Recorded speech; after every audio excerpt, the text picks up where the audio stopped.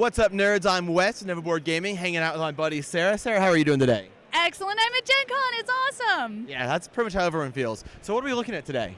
This is Spell Smashers by Christopher Chun, the designer of Lanterns: A Harvest Festival, and with artwork by the Miko, who's done lots of amazing games like Raiders of the North Sea. His artwork is just amazing.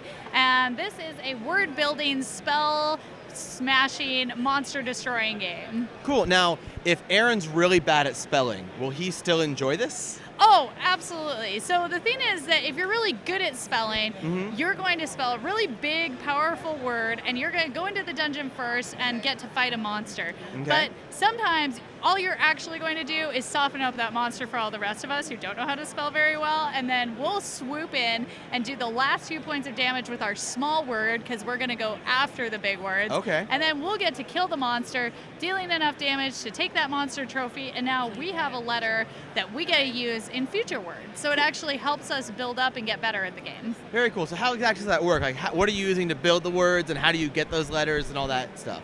Excellent question. The first thing you're going to do is draw up to 7 cards in your hand. And you get to pick, this is one thing I love about this versus other word games, is you get to pick from either the consonants deck or the vowel deck 1 card at a time. Okay. So if you pick and you're like, oh, I've got the E that I was hoping for, now I'm going to try and get the T to finish off this word I'm spelling, you can draw from one or the other deck depending on what you need. Okay. So once you've drawn up to 7 cards, then you use those cards to spell whatever word you want to spell that you can, and then simultaneously everyone will put them down at the same time. You go in initiative order. The person who spelled the biggest word goes first, all the way down to the person who spelled the smallest word, and you pick whichever monster you want to attack that turn. Each one of these monsters is going to have a number of coins on them based on how big it is, with the base monster plus some modifiers. So this one would be 5 plus 6 for a total of 11 points.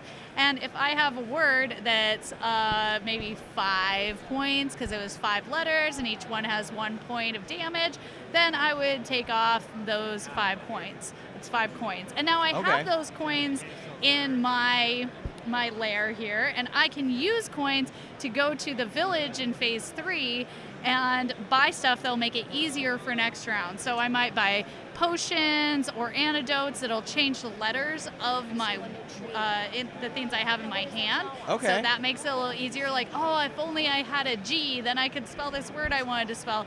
You can actually change some of those letters using those. Can you buy a Sharpie to make it like Legacy Spell Smashers and like, this O is definitely a Q now? Oh man, I think we should do that as an exclusive, like That for one of sounds your great. fundraising things. We just send you a bunch of Sharpies. That sounds great. You heard it here first. Next time. But then you can also buy armor and quests. Quests, if you do really powerful special things in the game, you'll get extra points for those. And the armor is going to make it easier to do super cool stuff. So, also you get buy beer. If you buy beer, I do like beer. you can just get points. That sounds great. Because obviously beer is just good, and there's nothing bad at all. It's just awesome. So you buy beer. You can also heal. Oh, this other thing I forgot to tell you about. This is a cool part of the game. When you battle monsters, they deal damage back to you. And the damage that they deal are actually going to be these cards that look a lot like your regular letter cards, except they're hard letters to use. They're combinations, or things like a Q is hard to squeeze into a word. So they're letters that you use in words but are difficult, and if you don't use them by the end of the game, they're going to give you negative points. Gotcha. And so that's a basic overview. There's a few other little things, of course, like some of these monsters are going to have resistance to certain types of magic, and on each one of your letter cards is going to be either nature, water, or earth. Okay. I'm sorry, earth, water, or fire. Gotcha. And if you are attacking a monster that has resistance to fire, then all of your fire letters don't do as much damage. But this It's not just what word you can build. It's you have to look at like, well, these letters are effective and these letters aren't really effective this round, so I could build this big word, but that wouldn't really do as much for me as this smaller word would. Exactly, because all these monsters are going to be a little bit different. So you have to pay attention to which monster you're fighting, what letters you're using in your word. So there's definitely more strategy to it than just build the biggest word and I win. It's not like that kind of a game. Gotcha. And do you have rules like Scrabble where like certain words are acceptable, or like if there's a challenge of like, that's not a real word, like how would that work in this game? It's pretty much Scrabble rules. Okay. So no proper nouns, names, things like that. nothing, no apostrophes, no contractions. Just straight up words. Just go smash some monsters. Fantastic. So you've been playing this game a lot, I know you said. Yeah. Is there like a specific moment for you that really like, this moment made me love this game? Oh, I think just actually the first time I started seeing the artwork come in. Okay.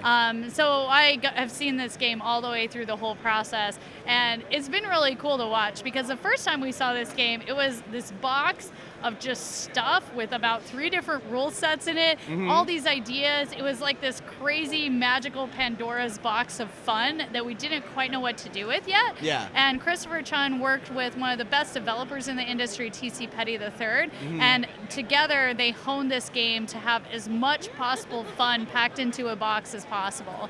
And as they were developing that, it was cool to see the things that they were keeping, the things they were cutting out to just maximize the fun into one place.